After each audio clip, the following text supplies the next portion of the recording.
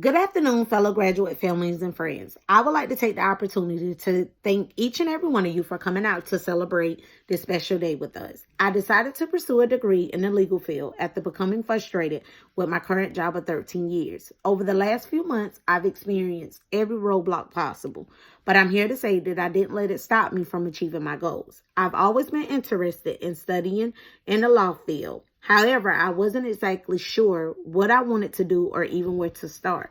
However, I refuse to continue to be stuck in my current situation. Life is all about choices, and we can achieve anything that we set out to in life. When asked to give this speech to the graduating class of 2020, I was unsure of what to say. I wanted to immediately pass up the opportunity, but life is all about facing your fears, and this would just be one thing that I can mark off my bucket list. I can't give you one of those Harvard speeches, but what I can give you is the truth and the real Martina. Before we all started this program, I don't believe that we had the slightest idea of how fast-paced and intense the homework and tests would be. Some of us have our hands full, I must admit, some a little more than others. We all had jobs, whether it was full-time or part-time. Some had children, some were in relationships, and some just had family that depended on them for all of their support. Out of everyone in our graduating class, I believe that I had it the hardest. Some of you might ask why would I say that, but being a full-time mother and a full-time worker, a single mother of not one but 4 boys while attending school is one of the most challenging experiences one will ever face in life. And I've encountered that fear. There were so many sleepless nights filled with studying. I felt as if I had no time for my personal self. My breaks at work were filled with working on homework assignments or simply just going over deadlines. I'm here to tell you, it'll get rough, but you got to be willing to take all the punches that life is going to throw at you. Don't give up. It can be done, as I'm living testimony. I heard so many people at work talk down on me and prayed on my downfall, did everything they could possible to break me physically, mentally, and spiritually. But I'm here to say that the same ones that looked at me and laughed and say, oh, you'll never make it. She has 4 kids. She'll never leave this job because it's all she's ever known.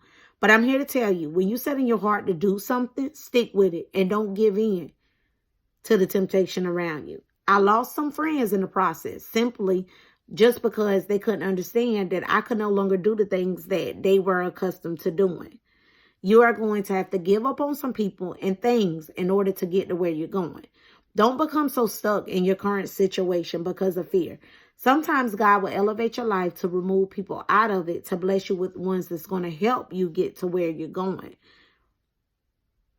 I also want to take the time out to give a special thank you to my support system for making this possible. My children are the next in line for a special thank you because they went through all of this with me. They spent numerous nights away from home with my family, falling asleep alone, having to simply watch TV alone because I was stuck with my head in the books, or simply endless days and nights at a daycare center of being the first ones to be dropped off and the last ones to be picked up because I had to work and I had to go to school. But they didn't let any of that affect their grades. And they understood that what mommy was doing was in order to move us to the next level in life. I thank them for being my motivation and keeping me going even when I felt as if I was failing them. You guys never let me feel any less of a mother than, and I knew that everything I was doing was not for myself, it was for us. This is one of the biggest milestones that we will experience together. I'm going to end this speech with this piece of advice. Knowledge is power. No matter what else you have in your life, whether it's money, health, things, or love, all of that is replaceable. But the one thing that's not replaceable is knowledge. And that's something that they can't take from you once you've acquired it. So I can say this, never stop learning. You can never learn too much. And you have to have that drive to say, I'm going to wake up today and I'm going to learn something. If you wake up every day and learn something new, that is considered knowledge. And you will be amazed at where knowledge can take you. Some people think that money can take them there and they'll be happy. Money don't mean a damn thing if you don't have a peace of mind and you don't know nothing. Because that same money that you got, you're going to lose because you don't have the knowledge to financially handle that money. So if you have the knowledge, everything else is going to fall in place, whether that be God, whether it be money, whether it be a job, whether it be kids, whether it be marriage, whatever goal you set out to be, you have to have some type of knowledge and drive behind it and want to do it, not only for yourself, but for the others around you. So I'm just going to say thank you guys for believing in me and for believing in us. And I just want to say congratulations to everybody. And let's go celebrate because we all had one hell of a summer and it's time to celebrate.